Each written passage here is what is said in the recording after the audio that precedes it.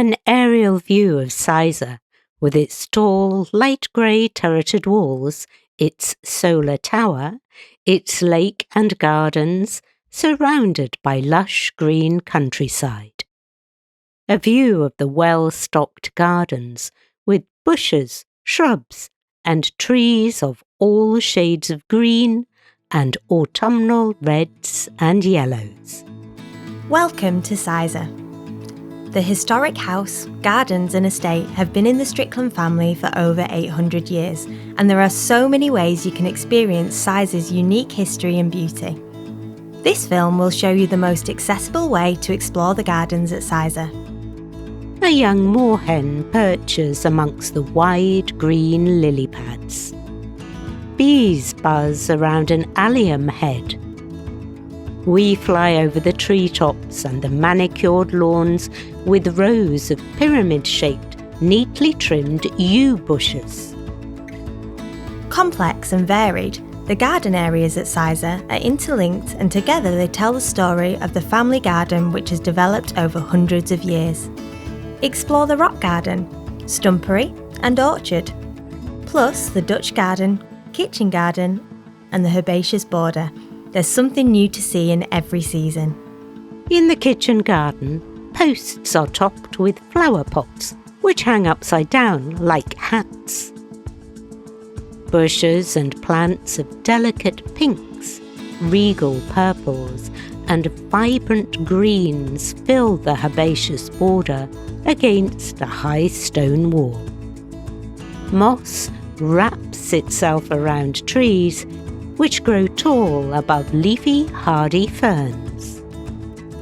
A member of staff shows a visitor a map at the tickets and information desk.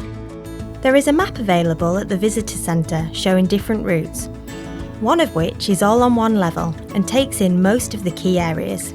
This is the most accessible path and is suitable for pushchairs, those with reduced mobility and trampers.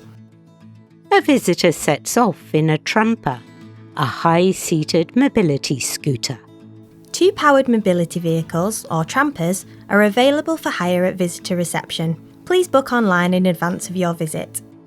The visitor drives through an opening in the mossy stone walls, along paths with green growth either side.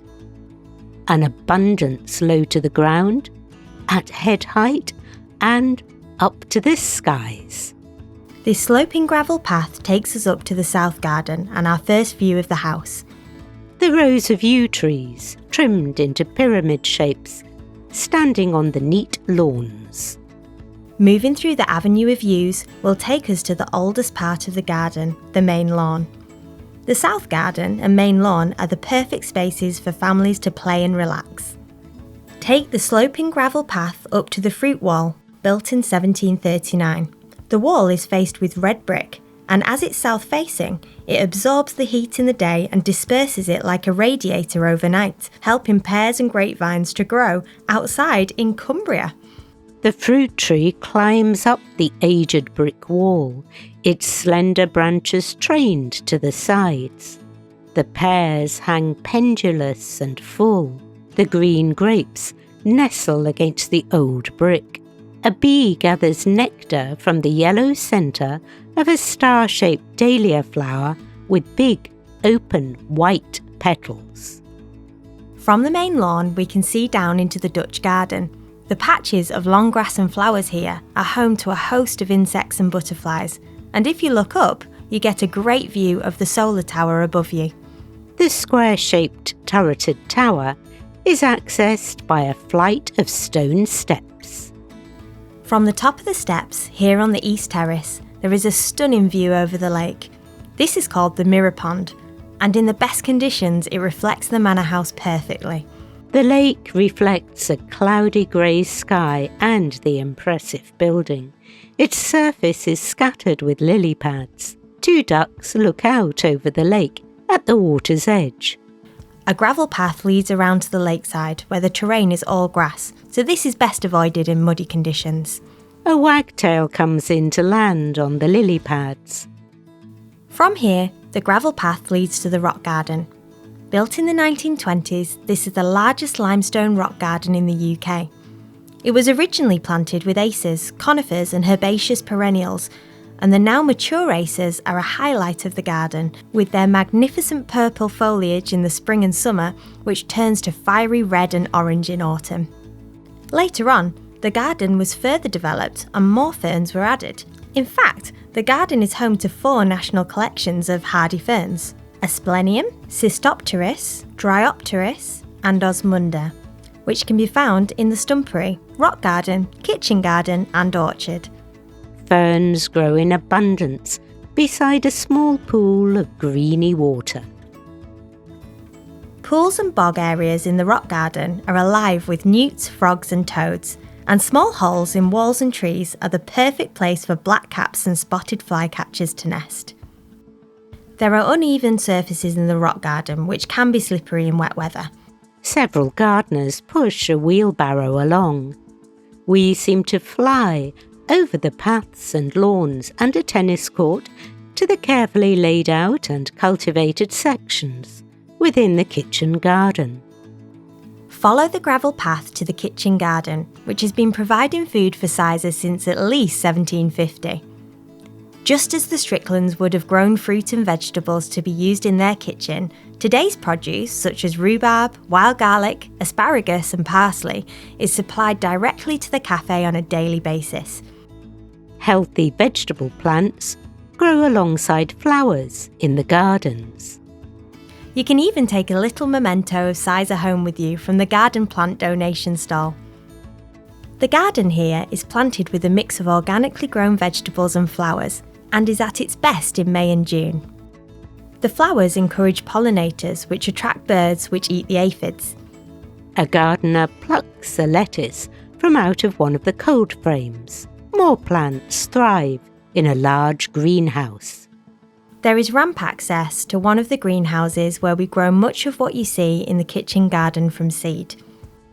Take the grass path through the orchard where you'll find over 65 varieties of apple tree. Harvesting begins in August with early varieties and continues until the end of October. Long grass grows between the fruit trees. The blushing apples appear ripe for picking. Surplus fruit and vegetables are donated to Waste into Wellbeing, a local charity that provides meals for the community. Experience the cloud-like blossoms in spring, the carpet of wild meadow under the trees in summer and ripe fruit in early autumn. A path runs along a herbaceous border stocked with eryngium with its spiky purple flowers, alliums, the tall stems of purple salvia, white roses, purple geraniums and pale pink hollyhocks. There's always something blooming in the 50-metre long herbaceous border, which provides continuous colour, such as echinops and Salvia nemorosa caradonna, Rosa blush noisette, Geranium pratense, Plenum violaceum, and Alcea rosea, halo apricot. A white-tailed bumblebee hovers around a cluster of pale yellow flowers. White geraniums grow amongst hydrangea with flat, pale petals, whilst in amongst the ferns we find pink dogwood and pale pink false goat's beard. As you move around the garden, there's lots of scents and smells, alluding to areas where people shouldn't be afraid to touch. The Stumpery opened in 2016, and every spring more than a dozen varieties of miniature daffodils complement the fresh green unfurling fronds of the ferns. Stumperies were popular in the late Victorian era when they were seen as a fashionable way to display and grow ferns. In fact, the ferns grow everywhere. This Cercis siliquastrum has its own fern garden. An overhead view of the lakes and trees before we follow a shady, winding path. A bark mulch path leads round through the trees to the wooded knoll, a mix of native and ornamental. There is a picnic bench partway round, overlooking the dipping pond. Talk to a gardener or a volunteer. There's always a member of staff around to answer any questions you may have. We hope to see you soon. An aerial view before we draw away from the manor house and its gardens. The oak leaf logo of the National Trust. The National Trust is written in white letters on a black background.